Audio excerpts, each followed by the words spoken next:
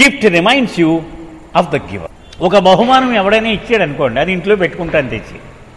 ఏదో flower veg ఇచ్చారు, అదే టీవీ మీద పెడతాను. అది చూడగానే అది ఎవడిచ్చాడు వాడినే జ్ఞాపకం తెచ్చుకుంటాను, అంతే కదా మనం.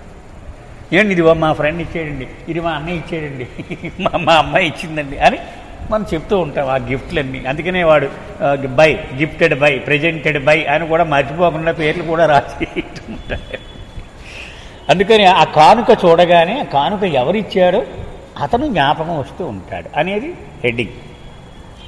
I would often share some of my thoughts with Erich about Baba's messages. Rustam చెప్తున్నాడు, నాకు ఒక అలవాటు ఉంది, నా ఆలోచనలన్నీ కూడా ముఖ్యంగా ఇరిచ్తో పంచుకుంటూ ఉంటాను. నాకు ఇలాగ అనిపించింది, నాకు ఇలా తోచింది, ఈ బాబా చెప్పిన మాట దాని అర్థం ఇలా అనిపించింది అని ఇరిచ్తో ఎక్కువగానే చెప్తూ ఉంటాను. One such episode he liked a lot and asked me to share with the residents and Baba lovers is as follows. ఒకసారి నా ఆలోచన ఎలా చెప్తే, ఎంత బాగుందయ్యా ఇది అందరికీ చెప్పు, నీలాగా మెహరాబాద్లో మకాం ఉండడానికి వచ్చిన వాళ్ళందరికీ చెప్పు, బాబా ప్రేమికులు కూడా చెప్పు, చాలా బాగుంది ఇది అని ఆయన నాకు సలహా ఇచ్చారు. I was relaxing in my room, lying on a bed, staring at a Baba photograph which was given to me by a friend. నేను ఒకనాడు నా రూమ్లో మంచం మీద పడుకొని తాపీగా విశ్రాంతి మూడ్లో ఉన్నాను.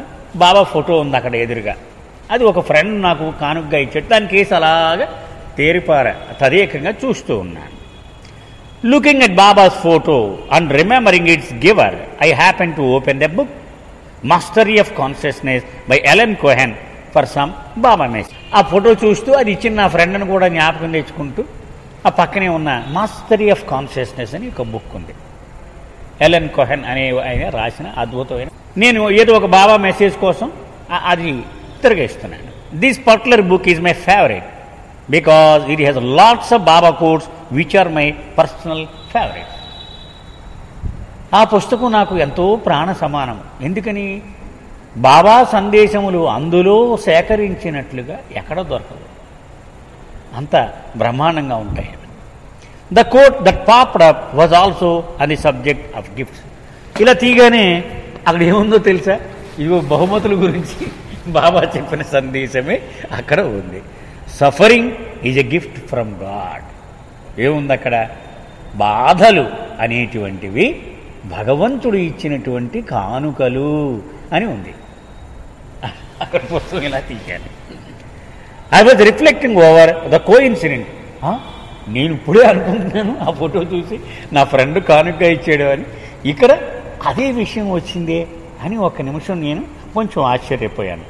How I was thinking of my friend while looking at his gift and now Baba's message to me, suffering being a gift.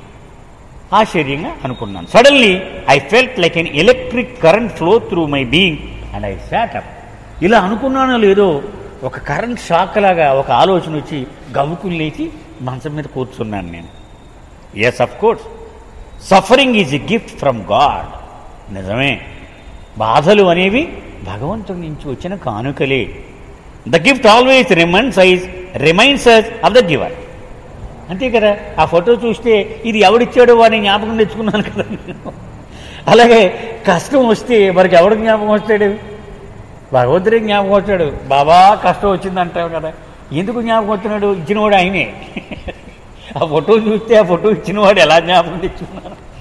ఈ కష్టం చూడగానే ఆయన ఎందుకు జ్ఞాపకం వస్తున్నాడు, ఇచ్చినవాడు ఆయనే కాబట్టి ఆయన నాకు జ్ఞాపకం వస్తున్నాడు. The fact that suffering reminds us of God clearly shows that then he must be the giver of the gift. అప్పుడు నేను అనుకున్నాను, అమ్మో ఈయనే కష్టాలు ఇచ్చేవాడు, అందుకనే కష్టం రాగానే ఆయనే జ్ఞాపకం వస్తున్నాడు అందుకనమాట అని అర్థమైంది.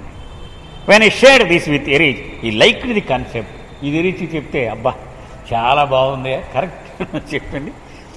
And the connection between the gift and the giver and asked me to share this with others.